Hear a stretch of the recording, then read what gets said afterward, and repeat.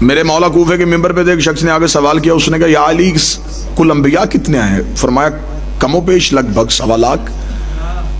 اس نے کہا قرآن دعویٰ کر رہا ہے کہ میرے اندر ہر چیز کا ذکر موجود ہے، ہر خشک و تر کا ذکر موجود ہے، تو اگر قرآن کے اندر ہر چیز کا ذکر موجود ہے تو ان انبیاء کے نام قرآن میں کیوں نہیں؟ یا تو سارے نبیوں کے نام قرآن میں دکھائیے یا دعوی قرآن کو واپس لے لیجئے۔ امیر المومنین مسکرائے اور کوفے کی مسجد کے باہر ایک نیم کا درخت، جسے ہم اردو میں نیم کا درخت کہتے ہیں، اس میں ایک پھل لگا ہوتا ہے جسے اردو میں نبولی بولتے ہیں۔ امیر نے فرمایا وہ نبولی توڑ کے لے کے آ، وہ نبولی توڑ کے لے کے علی نے فرمایا میرے ہاتھ پہ رکھ۔ اس نے کہا یا علی میں آپ سے پوچھ رہا ہوں کہ 1.25 لاکھ نبیوں کے نام قرآن کی کسی صورت میں دکھائیں، آپ کہہ رہے ہیں کہ نبولی میرے ہاتھ پہ رکھا۔ علی نے فرمایا اس نبولی میں تیرے سوال کا جواب۔ اس نے کہا مولا سوال کا جواب کیسے؟ امیر نے فرمایا یہ کیا ہے؟ اس نے کہا نبولی۔ امام نے فرمایا اگر اسے میں تھوڑی سی ریت ہٹا کے یہیں دفن کر دوں تو یہاں سے اسی نبولی سے ایک پورا نیم کا درخت نکلے گا؟ اس نے کہا بے شک مولا نکلے گا۔ فرمایا اس کے اندر ایک پورا درخت چھپا ہوا ہے، اس کے اندر جڑ ہے، تنا ہے، پتے ہیں، دکھا۔ باہر سے تو آنا نہیں، آئے گا تو اس کے اندر سے، دکھا۔ اس نے کہا مولا ایسے نظر نہیں آئے گا جب تک زمین کے حوالے نہیں کریں گے۔ امام نے فرمایا واپس چلا جا، قرآن تب تک سمجھ میں نہیں آئے گا جب تک وارث کے حوالے نہیں۔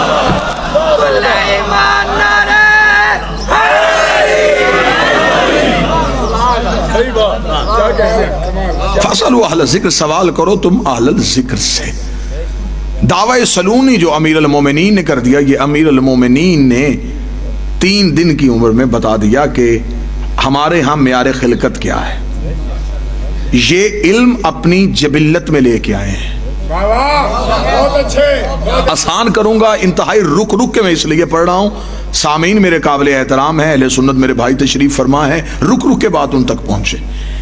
یہ جو 14 ہیں ان کی فطرت میں علم ہے، جبلت میں علم ہے، تینت میں علم ہے، یہ یہاں سے آ کے نہیں سیکھے۔ زمانہ ڈھونڈ رہا ہے کہ نبی مدینے کی کس یونیورسٹی سے پڑھے تھے۔ جسے نبی کا کوئی مکتب نظر میں نہیں آیا اس جاہل نے یہ کہہ دیا کہ ان پڑھ تھے، کیونکہ اس نے نبی کو یہاں کہیں پڑھتے ہوئے نہیں دیکھا، اور کہہ دیا کہ جبریل نے آ کے کہا تھا اقرا پڑھ، تو لہذا جبریل پڑھانے کے لیے آئے تھے، تو جبریل معاذ اللہ استاد پیغمبر تھے۔ اس کتنا غلط عقیدہ ہے کہ اس نے جبریل کو یہ کہتے ہوئے سنا اقرا پڑھ، اور وہ جبریل کے اس کہنے سے بھی نہیں سمجھا کہ ہمیشہ پڑھے لکھے سے کہا جاتا ہے کہ پڑھ۔ سوال تو ہمیشہ پڑھے لکھے سے کیا جاتا ہے، اقرا پڑھ۔ ان کی جبلت میں علم، اس کی میں مثال دے دیتا ہوں۔ آپ سرکار چند انڈے لے لیں، مرغی کے لے لیں، چند بطخ کے لے لیں، اسے رکھیں مرغی کے نیچے، وہ اپنی وقت معینہ تک اس کے پروں کے نیچے رہیں گے۔ جب ان میں سے وہ بچہ نکلے تو پہلی دفعہ جب ان انڈوں سے بچے نکلے تو ان میں سے چند بچے جو ہیں وہ مرغی کے ہیں، چند بچے جو ہیں وہ بطخ کے ہیں۔ آپ انڈوں سے نکلتے ہی ان بچوں کو یوں سمیٹ لیں اور ایک ندی کے کنارے پہ لے جائیں، وہاں پہ جا کے چھوڑ دیں۔ مرغی کے بچے جو ہی پانی دیکھیں گے وہ رک جائیں گے، جو بطخ کے بچے ہیں وہ چلنا شروع کر دیں گے۔ یہ ایک ہی ٹائم میں رہے، ایک پر کے نیچے رہے، پہلی مرتبہ زمانے میں آ کے اکٹھے انہوں نے آنکھ کھولی۔ یہ مرغی کے بچوں کو روکا کس نے؟ بطخ کے بچوں کو چلایا کس نے؟ اب ہمیں بتاتے ہیں کہ اس کی فطرت میں تیرنا ہے، ان کی فطرت میں تیرنا نہیں۔ یہ جو 14 ہیں یہ جبلت میں علم لے کے آئے ہیں، یہ فطرت میں علم لے کے آئے، انہوں نے زمانے سے آگے نہیں سیکھا، انہوں نے زمانے سے آگے نہیں پڑھا۔ لوگ کہتے ہیں کہ جس طرح ہم دنیا میں آئے ہیں ہماری ارتقاء کی منزلیں ہیں، ہمارے ہاں یہ ہوتا ہے کہ ہمارے ہاں نطفہ ہے، نطفے سے خون ہے، خون سے لوتھڑا ہے، لوتھڑے سے جسم ہے، جسم کے بعد بچپن ہے، بچپن کے بعد جوانی ہے، جوانی کے بعد بڑھاپا ہے، بڑھاپے کے بعد موت ہے۔ یہ ہے ارتقاء کی منزلیں۔ 14 ان منزلوں میں نہیں آتے۔ کوئی عقیدہ میرے ساتھ ملے نہ ملے، میں اپنا حق بیان کرنے لگا ہوں، وہ ان منزلوں میں نہیں آ سکتے، وہ آ ہی نہیں سکتے ان منزلوں پہ۔ وہ تو ان کی مہربانی ہے کہ ہمیں سمجھانے کے لیے ہم جیسے بن کے آ گئے، یہ تو ان کی کرم نوازی ہے کہ وہ ہمیں سمجھانے کے لیے ہم جیسے بن کے آ گئے۔ اگر وہ اپنی اصلی حالت میں آ جاتے تو شاید زمانے کی وہی حالت ہوتی جو طور پہ موسیٰ کے ساتھیوں کی ہوئی۔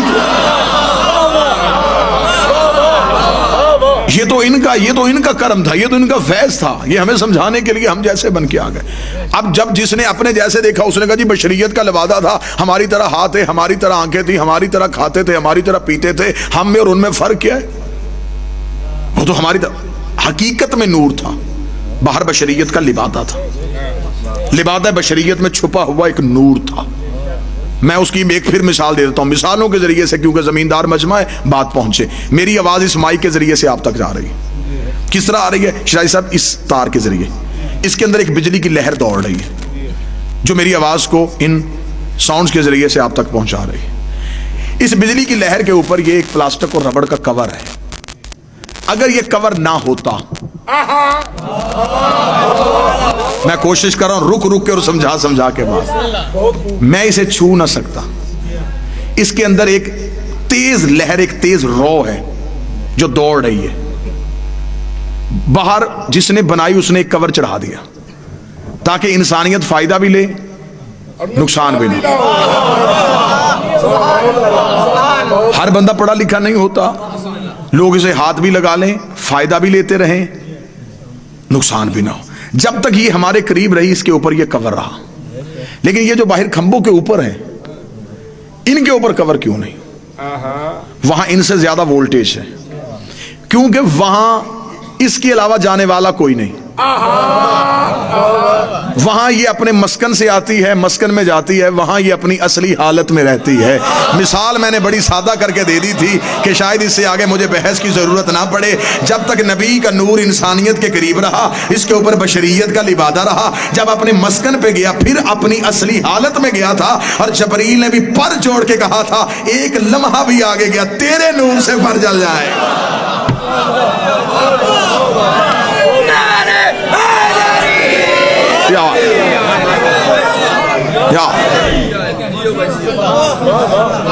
اول ما خلق اللہ نوری، سب سے پہلے اللہ نے محمد کے نور کو خلق کیا۔ انا وعلی من نور واحد، میں اور علی ایک نور سے خلق ہوں۔ مجمع سے کہ بندہ اٹھ کے کھڑا ہوا، اس نے کہا اللہ کا نبی تیرا یہ نور کب سے ہے؟ فرمایا جب کب نہ تھا، جب نہ جب تھا، نہ کب تھا، نہ گھڑی تھے، نہ گھڑیال تھے، نہ دریا میں روانی تھی، نہ سمندر میں طغیانی تھی، نہ بادل میں شور تھا، نہ ہوا میں زور تھا، نہ کلیوں میں چٹک تھی، نہ پھولوں میں مہک تھی، نہ سبزے میں لہک تھی، نہ آگ میں دمک تھی، نہ ہیرے میں چمک تھی، نہ لیموں میں کھٹاس تھی، نہ کند میں مٹھاس تھی، نہ پہاڑوں کی اونچائی تھی، نہ غاروں کی گہرائی تھی، نہ ہاتھی میں جسامت تھی، نہ چیونٹی میں قدامت تھی، نہ خرد کی خبر تھی، نہ عشق کی نظر تھی۔ پھر تھا کیا؟ ایک لا الہ کی ہستی تھی، ایک الا اللہ کی مستی تھی۔ ہائے ہائے، کچھ نہ تھا،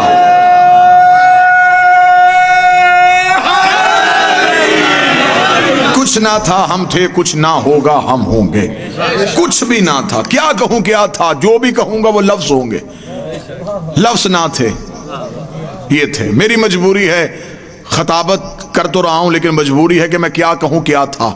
زبان جبرائیل کی طرح کانپ کے پیچھے رہ جاتی ہے، کیا کہوں کیا تھا، اور یہ تھے۔ بس یہ ہے، ایک بنانے والا تھا، ایک بننے والا تھا، ایک عزتیں دینے والا تھا، ایک عزتیں پانے والا تھا، ایک نور تھا اور ایک نور کی پرچھائی تھی، ایک حقیقت تھی اور ایک مثل تھی۔ یہ توحید کی مثلیں ہیں۔ جب آپ آئینے کے سامنے کھڑے ہوتے ہیں، جو آئینے کے اندر نظر آ رہا ہوتا ہے وہ آپ نہیں ہوتے، آپ کی مثل ہوتا ہے۔ آپ ہاتھ اٹھاتے ہیں وہ بھی اٹھا لیتا ہے، آپ مسکراتے ہیں وہ بھی مسکرا دیتا ہے، آپ بیٹھتے ہیں وہ بھی بیٹھ جاتا ہے۔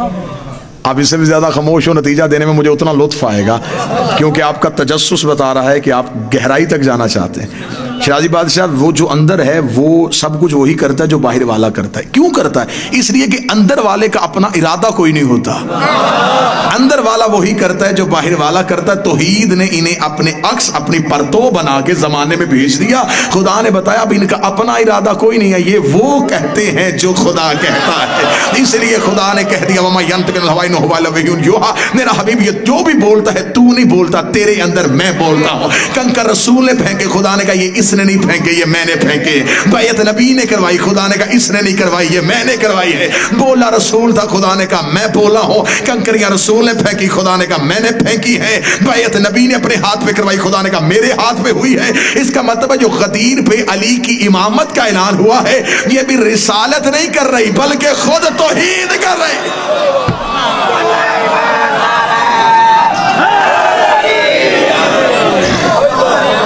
بسم اللہ سر، اس نے اپنے